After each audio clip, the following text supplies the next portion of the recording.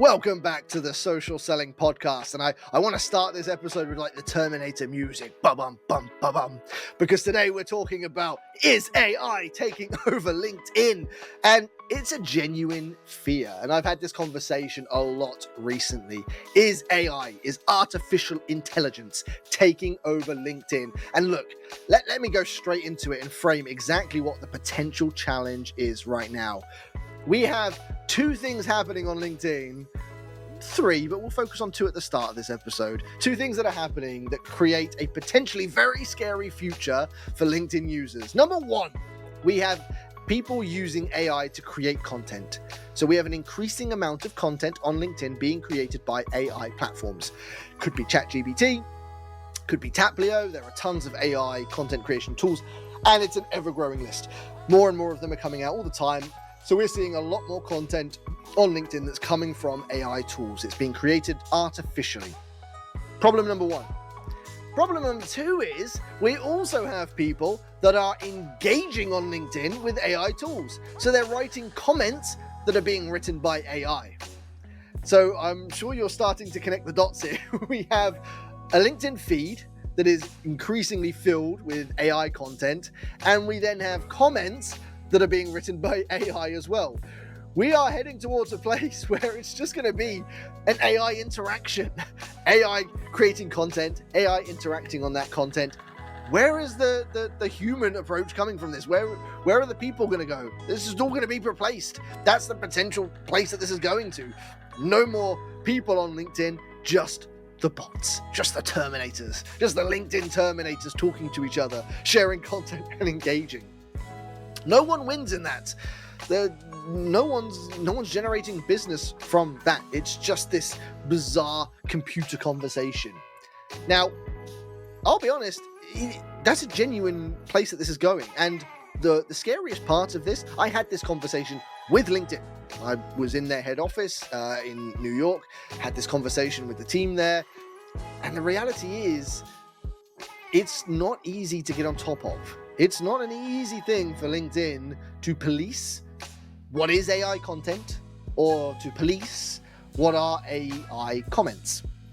Now, to people, it can become a bit easier to see. I think I'm pretty good at spotting AI content and very good at spotting AI comments. Now, there's been a few people posting some screenshots of AI comments gone wrong.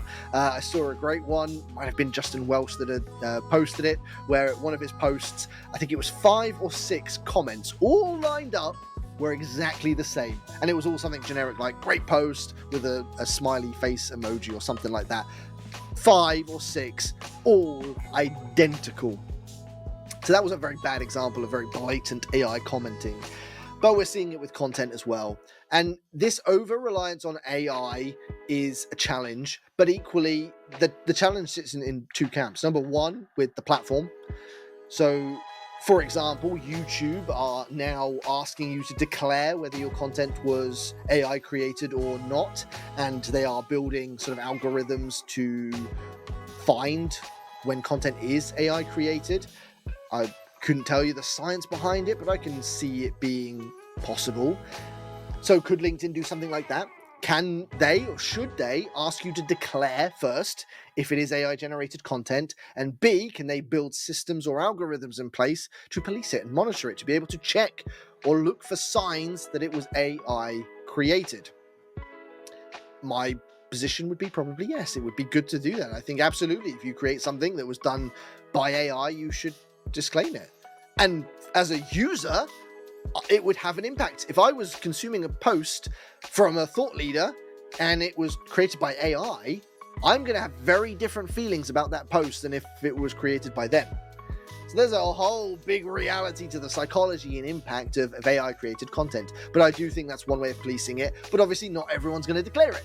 Not everyone's going to be honest, because especially if it has a negative impact on their engagement and ROI, they might try and get around it. So then LinkedIn needs to find ways of policing it themselves and, flagging it up. Now, I've seen this on YouTube and on Facebook, where if you publish a video and it's got licensed music or soundtrack in it, then it will take it off. So clearly you can build systems or algorithms in place to monitor it. So that's number one. AI commenting, again, is a very tricky thing. Having to disclaim an AI comment seems kind of pointless, but then if we're seeing a huge rise in AI comments, maybe it's beneficial. And again, can LinkedIn build anything in place to monitor it? The problem is, we're also trying to embrace AI and encourage it. LinkedIn is doing this at the moment with messages. So it prompts AI written messages. And by the way, they're pretty terrible. Maybe they'll get better, but they're not very good at the moment. So we've got so many components here. LinkedIn trying to push AI, but then equally it's overwhelming LinkedIn a little bit. And obviously the most important thing, it is having quite a negative impact on the user. A lot of people hate AI comments. A lot of people definitely hate the AI messages on LinkedIn. And I think because there's lack of transparency, no one really knows what is or isn't AI content yet. So to have an opinion on whether it's good or bad is yet to come. But I think we'll start to see that where it becomes more transparent when someone is sharing AI generated content. But we're heading into this place where AI could completely take over LinkedIn. And what I think should happen is, A, there should be more transparency. It should be very visible when content or engagement is created by AI. Maybe that even seeps into messaging. Again, would it make you feel different if you got a message and it was written by AI? Is that really too dissimilar to a message from a salesperson that is likely to be templated or with motive? So so many layers to this. But that is one thing to do. I think LinkedIn should have algorithms for identifying AI where people might not disclose it. And then obviously the final pillar is how we use it and what we use it for. So in my latest book, I'm going to grab a copy for those that are watching the video, 500 LinkedIn content ideas, I have 100 ChatGPT prompts in here. But not only do I have the prompts, I talk about how you can use ChatGPT in what I would deem the better way on LinkedIn, which is you put a prompt in, you ask ChatGPT, create me a LinkedIn post with XYZ. Now, what I don't recommend is you just copy and paste that straight in. What I say is, look at the introduction and the hook, look at the sort of outro, the call to action, look at the formatting, and change it, sculpt it, edit it, make it perfect. Make it you, add your voice, your tone, your stories into it as well. Use it to give you ideas or create the basic structure, and then you can go in and make it perfect.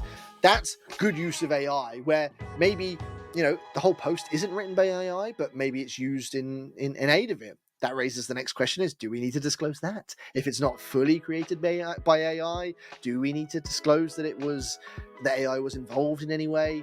Again, it's not easy to give, complete answers on this, but we're planting seeds of thought, things that we're going to have to think about, because AI is ever growing on the platform. And what we need to do is A, get control of it, and B, make sure we use it in the right way, in an authentic way, and a way that isn't manipulative of our audiences. So if we start sharing content that's AI and comments, it's not you. It's not authenticity. It's the opposite of authenticity. It's completely automated and computerized. And LinkedIn thrives on authenticity, on personal brands, on people buying from people. That's where LinkedIn thrives. So yes, AI can help us speed up tasks, become more efficient, help aid our creativity. But I would hate to find a future where it completely replaces those things, because that's not how business is done. Some level of business is going to be automated or done more transactionally. But in the B2B sales space, complex B2B products and complex B2B sales cycles, need a good amount of human involvement and interaction. And that's what your customers are going to be looking for. So yes, the moral of the story of this episode is, we are heading into an AI future that could be taking over LinkedIn. So let's keep an eye on it. Let's make sure we're testing these AI tools, looking at the good and the bad, and looking at how we use AI on the platform, and making sure we try and stick to some level of authenticity, make sure we keep our personal brands strong and genuine. And let's tread carefully into this future, and let's see what LinkedIn does to tackle AI. Let's see how users tackle using AI. And more importantly, let's keep this conversation going, because this isn't going anywhere. So let's keep talking about it. Let's look at the good and the bad and the opportunities and the potential. And let's see if as a collective, we can work towards a future where AI is used in a way that is helpful, not replacing, but something that helps us our teams and our content.